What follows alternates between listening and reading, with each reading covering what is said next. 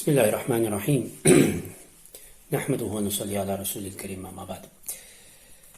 Continuando o episódio onde paramos, os muçulmanos chegam à noite em Hunayn, que é uma zona no meio entre Taif e Meca, e o profeta de Allah sallallahu alaihi wasallam envia um grupo para ir ver como é que está o inimigo, quantos é que são, e recebe a informação que o inimigo é um número muito grande e trouxe a família e o gado e muita riqueza também. Portanto, eles estão muito otimistas.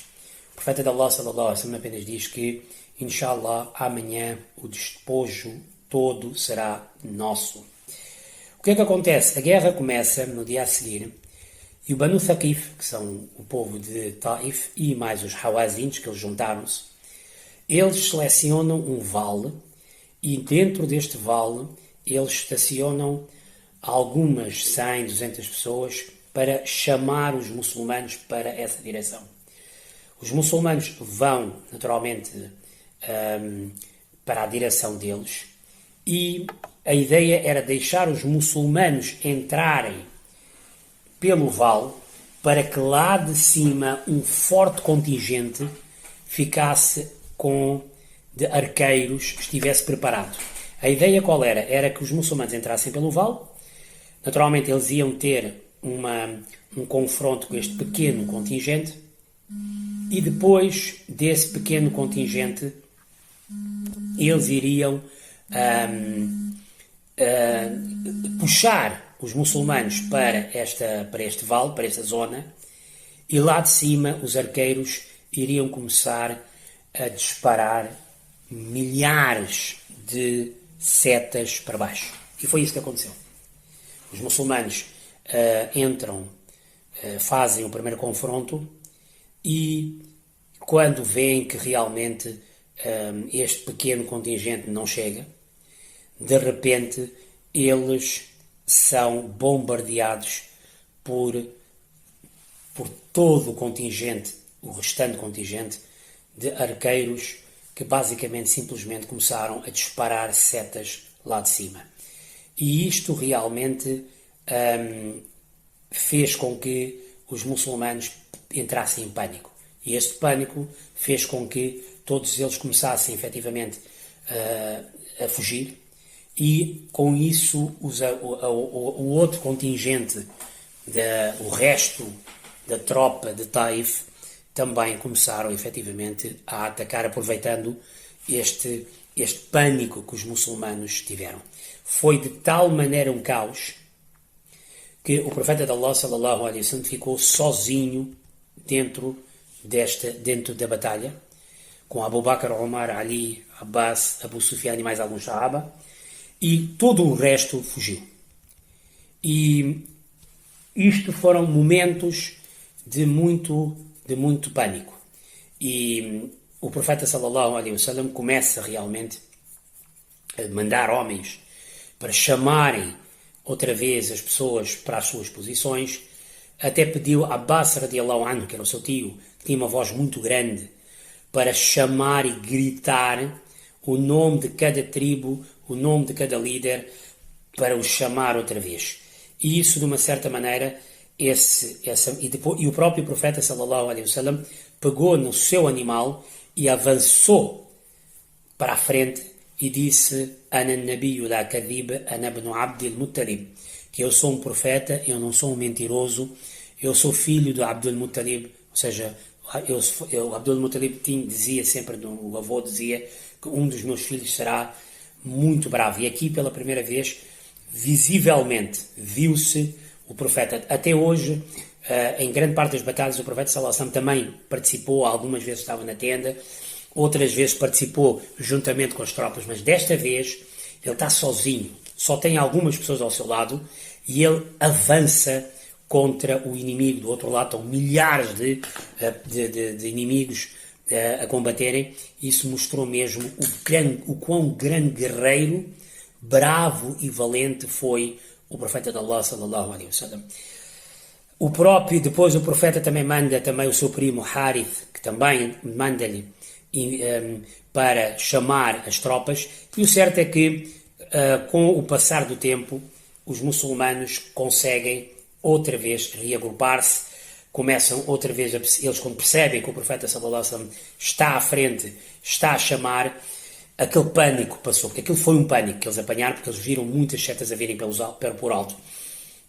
Safwan bin Umayya, que não é muçulmano ainda, está, juntamente com o seu irmão, está a ver toda esta situação, e o irmão até lhe diz que, olha, ainda bem, pela primeira vez, finalmente os muçulmanos agora, a magia que eles tinham, porque eles não eram muçulmanos, a magia que eles tinham vai acabar. Mas Safwan até vira-se para ele e diz: eu prefiro 1000 vezes ser governado por um Qurayshita do que um Thaqafita. Reparam, o tribalismo ainda estava lá.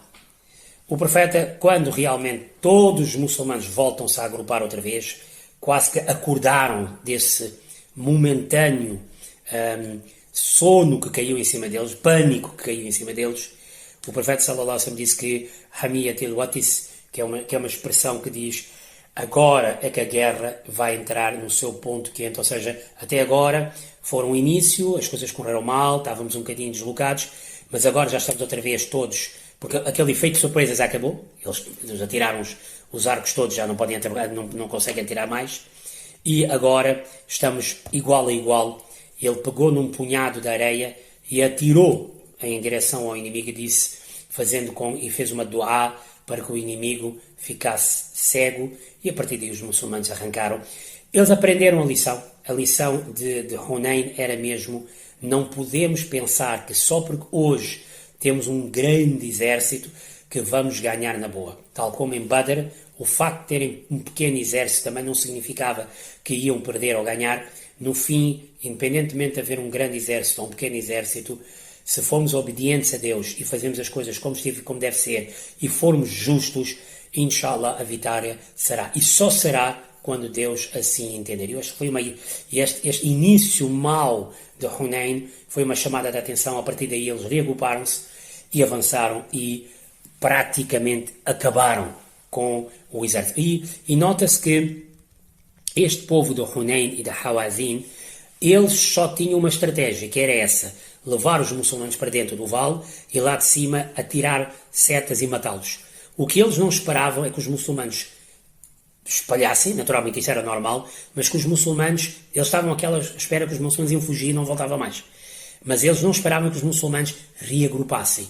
E este reagrupar dos muçulmanos foi a fé deles, foi o facto do profeta ter mostrado o exemplo, e foi o facto de eles terem chamado para voltar. Eles reagruparam-se e a partir daí o efeito de surpresa acabou e os muçulmanos esmagaram completamente a partir daí a batalha, ao ponto de os Hawazin, o tribo de Hawazin fugiu, e a tribo de Taif também fugiu, e deixaram todo aquele despojo de guerra à mercê. Há alguns casos aqui, temos o caso de um Sheiba, que era um novo muçulmano. Ele também conta a sua história dizendo que eu tinha perdido meu pai em Uhud, que eles eram Qurayshitas, não eram muçulmanos, e quando ele vê o caos, naquele momento em que ele vê o caos, ele até diz: eu pensei em ir e atacar o profeta de Allah sallallahu alaihi wasallam. E ele diz: quando eu cheguei perto do profeta, de repente vi uma luz fortíssima que me cegou. Deve ter sido um anjo. E o profeta, quando viu isso, fez duá e disse que portanto, pediu para que esta luz não me cegasse. E foi aí que eu percebi que ele era um homem verdadeiro, e aí aceitei o Islão realmente de corpo e alma. Conforme expliquei, a tática inicial deles era essa, e o profeta manda agora perseguir todos os seus inimigos. E então começa uma série de mini patrulhas que vão procurando todos aqueles que fugiram do inimigo. Há naturalmente várias pequenas batalhas e várias pequenas rixas que vão acontecer, mas no geral quase todos são capturados, e sensivelmente 6.000 prisioneiros, entre homens, mulheres e crianças, são trazidos agora para o profeta de Allah sallallahu alaihi wasallam. Numa dessas pequenas batalhas havia o tio de Hazrat Abu Musa Ash'ari, um grande sahabi, que é morto, e antes de morrer ele diz ao sobrinho que dá os meus cumprimentos ao profeta e diz ele para fazer doá para mim. E Abu Musa próprio foi ter com o profeta fez doá. Diz, Abu Musa até próprio diz que eu até pedi ao profeta, para já que estás a fazer doá para o meu tio, faz para mim também. E isto mostra realmente que nós todos precisamos doar dos nossos piedosos e nenhum de nós está longe disso. O profeta também, quando no final da batalha viu entre os mortos, havia uma mulher que estava morta. E ele desaprovou, ele disse, ficou muito chateado, e ele disse que mandou informar a Khalid bin Walid, que era o general, que vai dizer a Khalid bin Walid, que ele também tinha seguido com as outras patrulhas, para que nenhuma mulher, nenhum civil, nenhuma mulher, criança ou idoso que não esteja a combater seja morto. E isso é uma regra. Isto é uma regra que hoje em dia estamos a falar muito na televisão, mas isso é uma regra que o Islão pôs há 1400 anos atrás. Não se mata mulheres, crianças e civis. É haram. Quem faz isso é um assassino, está a cometer um genocídio. E o certo é que os muçulmanos, e a partir daí o profeta mandou ordens diretas para os generais para não fazerem mais isso. Conforme os despojos chegam, é o maior despojo de sempre que chega até aos muçulmanos. 6.000 prisioneiros, 24.000 camelos, 40.000 carneiros, uma autêntica fortuna. E é lá que toda essa fortuna é levada para Ji'irrana, que é uma zona ali perto. E é lá onde o profeta mete alguém para tomar conta e diz que nós agora vamos para Taif. Porquê? Porque temos que ir, o povo de Taif revoltou-se contra nós, eles têm que realmente ser levados à justiça. Dizem que quando estavam em Ji'irrana, apareceu uma mulher, uma das prisioneiras, era uma rapariga chamada Sheima, que foi ter com o profeta e disse que eu sou tua irmã de leite. O profeta e ela tinham bebido da Halima Sa'dia. O profeta até pediu um sinal e ela até disse, olha, tem aqui um sinal no corpo dela, portanto, provavelmente no ombro, onde ela diz que tinha sido mordida pelo profeta quando ele era bebê. E aí o profeta naturalmente percebeu que ela era a irmã e até mais tarde depois concede-lhe também a libertação, deve ter comprado e deve ter libertado. E dizem que Sheima mais tarde até trouxe a Halima e o marido para visitarem o profeta de Allah, sallallahu alaihi wasallam.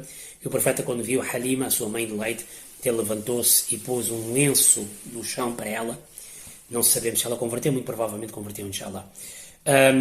É uma das batalhas que está no Alcorão, Badr e Hunayn, porque Badr foi a primeira batalha onde os muçulmanos tinham um pequeno número, e Hunayn foi a batalha onde os muçulmanos já tinham um grande número. E essas duas batalhas, portanto, é a primeira e a última entre os árabes. E onde a primeira eles eram poucos, e na segunda eram grandes, e conforme expliquei, havia um moral por detrás dessas duas batalhas. Badr foi para mostrar que mesmo que sejamos poucos em números, podemos ganhar, e Hunayn foi para mostrar que nem que tivemos muitos números, as coisas podem correr mal, como correram mal no início, e depois Deus, alhamdulillah, ajudou. É uma batalha onde os próprios 4 califas também ficaram muito feridos. Como sabem, aquelas setas que caíram no ar, aquele caos criou muitos problemas e eles ficaram feridos também. E os despojos, portanto, passado na última semana de Shawwal, portanto, ficaram lá uma semana, o profeta sallallahu alaihi wasallam segue agora para Taif. E Taif era uma cidade oásis. É uma cidade onde tinha muitos rios, muita fruta, muita comida, muitos fortes, fortalezas, dinheiro. Eles tinham construído até um muro à volta da sua cidade. Eles estavam muito bem preparados para aguentar um ano em cerco. Eles tinham essa capacidade, efetivamente, de fazer isso. O profeta de Allah, sallallahu alaihi wasallam, enviou 2 sahabis para um sítio para aprenderem a técnica de como usar uma catapulta. Isso mostra que ele dava valor à tecnologia da época.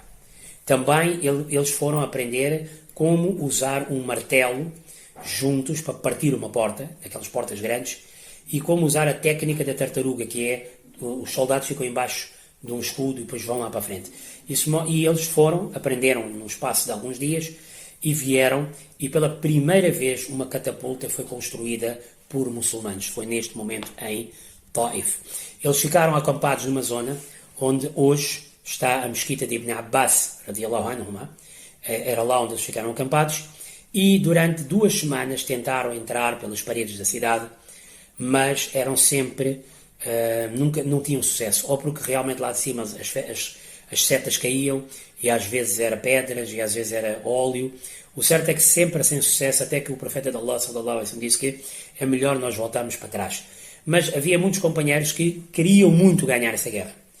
E pediram para continuar, e lá continuaram. Começaram a queimar terra à volta da cidade. E como sabem, isto é muito mau, porque queimar terra é mau porque depois aquela terra não consegue cultivar comida. E isto era muito mau para o pessoal do Taif. Então eles saíram para a rua, o pessoal do Taif saíram para fora das fortes e das fortalezas e começaram a chorar, a pedir para não fazer isso. E Nabi Pak sallallahu alaihi wasallam, que era uma pessoa muito misericordiosa, apesar de eles serem inimigos, ele podia aproveitar e dizer, não, vamos continuar a queimar para vocês saírem. Ele mandou parar e disse, não façam isso, não vamos estragar aqui a terra. E até disse que qualquer escravo que abandonasse o cerco, se viesse ter com os muçulmanos iriam também libertá-lo. Houve alguns que efetivamente fizeram isso. Mas o cerco manteve-se. E o certo é que passado um dia ou dois, o profeta voltou a dizer que vamos embora, e eles aceitaram realmente. E isso é para ver que se tivessem seguido logo no início a ordem de voltar. Às vezes há alturas em que nós temos que voltar para trás, não podemos ganhar tudo. Os companheiros até pediram ao profeta para amaldiçoar o povo de Taif, e pela segunda vez, depois da primeira vez há uns anos atrás, quando eles maltrataram ele, e agora pela segunda vez, ele em vez de amaldiçoar, fez doá e pediu para Deus iluminar esta cidade. O certo é que passado daqui um ano e meio, eles vão acabar por aceitar o Islão. Ele e os muçulmanos regressam para Ji'arrana, e durante uma semana ficam à espera que o povo de Hawazin, que era outra tribo, voltasse.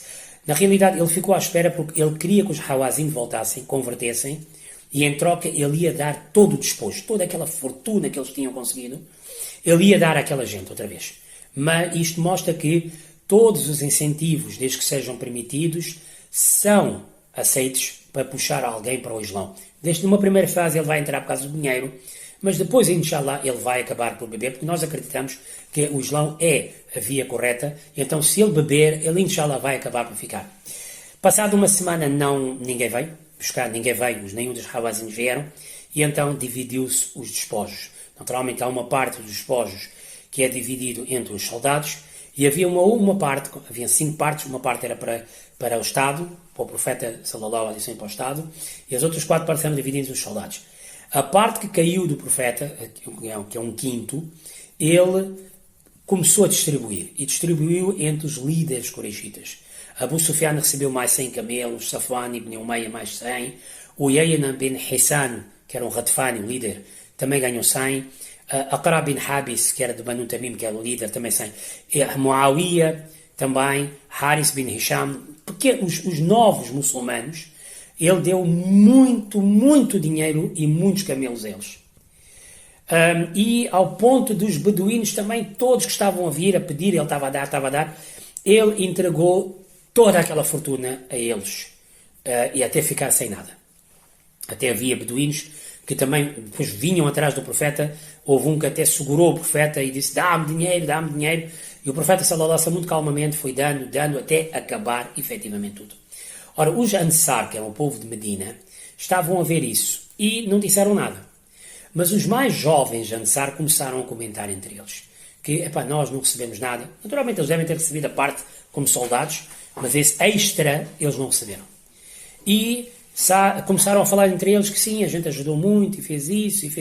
Saad bin Ubada, que é o líder dos Ansar, dos Medina, foi dizer ao profeta de Allah sallallahu alaihi wasallam essa situação, e o profeta mandou chamar toda a gente, chamou todos os Ansar, todos os residentes de Medina Munawara, e fez um discurso muito forte, dizendo que se não houvesse hijra, se não houvesse imigração, eu seria um Ansar, eu preferia ser um habitante de Medina Munawara. Se o mundo fosse todo numa direção e os Ansar fossem noutra, eu iria com os Ansar. Depois ele explicou que, olha, eu dei dinheiro a esses líderes porque eles acabaram de entrar no Islã hoje. E eles precisam ainda de fortificar a sua fé. Só ser muçulmano não chega. Leva tempo para entrar na fé. E eu prefiro que eles estejam bem connosco e fiquem connosco e depois um dia eles próprios vão acabar. Como nós hoje em dia vemos, a grande parte das pessoas que entram no Islão, 90%, é porque vão se casar com alguém. Mas não é mal nenhum. É bom. Deixa o casamento ser um chamariz, desde que o cônjuge toma bem conta dele e ele toma conta bem do seu cônjuge e ela toma bem do seu cônjuge ou vice-versa. E depois, com o tempo, estas pessoas que entraram por causa de um casamento vão acabar por entrar no Islão. É o que está a acontecer aqui hoje em dia. Muita gente entrou por causa do casamento, mas hoje já estão bem no Islão. Naquela época era mais isso. Era dar dinheiro e naquela época era preciso esses líderes estarem no Islão. O Islão precisava dessa gente. Hoje em dia o Islão já é independente, já não precisamos estar a pagar ninguém, mas naquela altura era. E o profeta sallallahu alaihi wasallam disse: olha, vocês já viram tudo comigo. A vossa fé está fortíssima. Eles não. Eu dou de dar dinheiro a eles, é mais para segurar eles, porque vocês já estão seguros. E depois ele remata dizendo: vocês preferem ir para as vossas casas, regressar para as vossas casas com camelos, com carneiros e dinheiro, ou preferem regressar comigo? E foi aí que o povo de Medina disse: Radina billahi rabba, wa bil islami dina, wa bi Muhammadin sallallahu alaihi wasallam nabiyan wa rasula. Mais ou menos. Que nós estamos felizes com o Islão, como nossa religião, com Deus como nosso Senhor e Muhammad como nosso mensageiro e profeta. E foi este amor que eles tiveram com o profeta, depois de ter muito ajudado a ele, ficaram com ele, regressaram com ele para Medina. Hoje em dia 1 milhão, 1 trilhão de pessoas vai a Medina Munawwara todos os anos, apesar de não fazer parte do roteiro da Hajj, mas nós vamos lá por causa do profeta. E o certo é que a cidade de Medina hoje é conhecida por causa do profeta de Allah sallallahu alaihi wasallam. Houve também casos como Hakim bin Hizam, mais outro grande líder Qurayshita, quem o profeta, ele foi pedir dinheiro, o profeta deu-lhe, depois foi a segunda vez, deu-lhe, terceira vez, deu-lhe. Todas as vezes, a quarta vez o profeta virou-se para ele e disse: Hakim, o dinheiro é doce, é bom, é bonito, é verde, é doce para ver. Mas quem recebe esse dinheiro e gasta com generosidade vai ser abençoado. Mas quem realmente leva esse dinheiro com ganância, só para acumular, nunca ficará satisfeito. E é isso que a gente vê. Quem acumula dinheiro e não gasta, e não é generoso, normalmente está sempre com medo de perder. Nós temos que ser aquelas pessoas que Allah nos dá dinheiro, que Allah nos dê, e a gente gasta, e gasta no bem, porque isto tem baraka. Baraka significa Deus vai continuar a dar mais, e inshallah, nós vamos fazer muita coisa com esse dinheiro que normalmente os outros que têm muito dinheiro não conseguem fazer. Então, várias pessoas entraram no Islão por causa do dinheiro, conforme expliquei, e muitos ficaram no Islão por causa do dinheiro, e outros tantos, depois disso, acabariam por entrar dentro do seu coração. Houve aqui um caso caricato, mas não é bem caricato. É uma espécie de um protótipo dos Kharijitas. Kharijitas são aqueles homens e mulheres que, durante esses 1400 anos que já passaram, volta e meia, afastavam-se do Islão e criavam um Islão deles. E não aceitavam a autoridade religiosa e matavam pessoas. E eram muitos muçulmanos em algumas coisas e pouco muçulmanos em outras. Um desses homens, isto é uma mentalidade, dizem que veio com uma barba grande e cabeça careca. Veio ter com o profeta e muito rudemente disse: ó Muhammad, seja justo, porque ele não recebeu dinheiro. Esse tipo são pessoas que mentalmente são instáveis, são pessoas que têm problemas mentais claramente, e são pessoas que não são lobos solitários, e são pessoas que frustradas na vida, e então elas querem fazer um Islão à sua maneira. São radicais. E o profeta disse: quem que será justo se eu não for? Pois ele virou-se e disse: a distribuição que estás a fazer não é para agradar a Allah. Vejam a audácia que ele tem. E muitas das vezes essas pessoas, hoje em dia, ainda fazem isso com as autoridades religiosas. E o profeta disse: tu não acreditas em mim, quando na realidade aquele que está no céu acredita em mim, tem confiança em mim. E o homem virou a cara e foi-se embora. Sayyidina Umar radiallahu anhu disse que, claramente, este indivíduo, ao falar assim, mostrou que não aceita o profeta. Portanto, ele fez a apostasia. E ele disse: posso um dia matar ele? Deixa-me só ir lá e eu mato o homem já. Algo que o profeta sallallahu alaihi wasallam disse que não, porque eu não quero que as pessoas já começam agora a dizer que eu ando a matar os meus homens. Um líder não faz isso. E não é porque o homem era bom, mas sim por não causar problemas dentro da humanidade. Hoje, os muçulmanos já são 12 mil, já não são um grupinho pequeno. Este homem claramente cruzou a linha quando rejeita e ridiculiza o profeta, sallallahu alaihi wasallam. Mas o profeta disse, não faz isso. Pois ele até disse que este homem, como ele, sairão pessoas, ou seja, como ele não é filho de Aldeia, é a mentalidade dele, que vão ler o Alcorão belamente, mas não vai fazer efeito nenhum na sua vida. Eles vão fazer o salá perfeito, até demasiado perfeito. Vão fazer o zakat, as adorações mesmo literalistas, puros. Mas, em contrapartida, vão matar pessoas, não vão respeitar as pessoas. Ou seja, vão fazer algumas coisas na sua perfeição, mas vão esquecer do respeito com os outros grupos, vão esquecer do respeito com as pessoas, vão matar torto e direito. Este indivíduo era um protótipo daquilo que seriam os Kharijitas, estes Kharijitas que vão se levantar também no tempo de Sayyidina Ali radiyallahu anhu, e durante esses séculos todos têm havido, ainda hoje também, nós temos esse tipo de gente, são aqueles que a gente chama os extremistas, os radicais, que não querem ouvir ninguém, só querem eles realmente terem razão, e quem não tem razão eles chamam de kafir, chamam de tudo mais. Vejam que este indivíduo nem ao profeta poupou, quanto mais agora vai poupar às outras pessoas. Finalmente o profeta de Allah, sallallahu alaihi wasallam, quando chegou a Meca, outra vez, ele depois em Ji'rana, ele usou, portanto, que mandou usar, portanto, o ihram, ele usa o seu ihram, porque ele quer fazer a umra, finalmente ele quer fazer a umra. Historicamente o profeta fez 4 umras na sua vida. O primeiro foi em Hudaybiyah, quando eles foram lá a primeira vez e não puderam fazer e tiveram que voltar para trás. O segundo foi no ano a seguir, quando fizeram o tal qada daquele umra perdido. O terceiro é este, que ele usou e foi de Ji'rana, usou o ihram e foi para fazer a umra. E a quarta vai ser o umra que ele vai fazer na época de Hajj. Ele, quando está em Makkah, ele até diz a Aisha radiyallahu anha, que vê a Kaaba como é que está agora. Primeiro, a Kaaba era 15 por 20, mais ou menos. Depois, no tempo do profeta, porque não havia dinheiro, ficou 15 por 15. E então, a Sayyidina Aisha radiyallahu anha disse que, Ya Rasulullah, porque é que o senhor não volta a pôr outra vez 15 por 20? Ele disse, não, eu não quero causar sensibilidades às pessoas, porque eles estão habituados a ver assim. E então, vejam, mais uma vez, sensibilidade com o povo. Dizem que ficou 15 por 15, e no tempo de Ibn Zubayr, Abdullah ibn Zubayr, depois iremos contar a história, Abdullah ibn Zubayr mandou mudar para 15 por 20, para ficar como o profeta tinha dito. E depois, quando a Meca foi invadida houve uma guerra civil, aquilo voltou a ficar 15 por 15. E no tempo de Imam Malik, rahimahumullah, perguntaram se deviam fazer 15 por 20. Imam Malik disse que não, deixa como está, porque isto está a ficar moda. Uns vão mudar para 15 por 20, depois para 15 por 15, deixa. E até hoje está efetivamente assim. Passado um mês, os Hawazins voltaram e realmente converteram-se, mas já com o dinheiro já tinha tudo acabado. O dinheiro tinha acabado, os camelos, os animais, e todas as famílias já eram prisioneiras. Então, eles aceitaram o Islão, e o profeta sallallahu alaihi wasallam disse, olha, vocês querem o quê? Querem a vossa família de volta, ou querem realmente a vossa riqueza e os animais? Eles pediram família. Então, depois de Salat al-Zohr, o profeta levantou-se e disse que, olha, eu, em nome da minha família, de Banu Hashim, todos os prisioneiros que foram capturados, entregamos famílias para os Hawazin outra vez. Free of charge. E ao fazer isso, todos copiaram. Houve naturalmente alguns beduínos novos que disseram que não, mas aí o profeta assumiu a dívida e disse, olha, liberta e eu vou-te pagar isso na próxima batalha.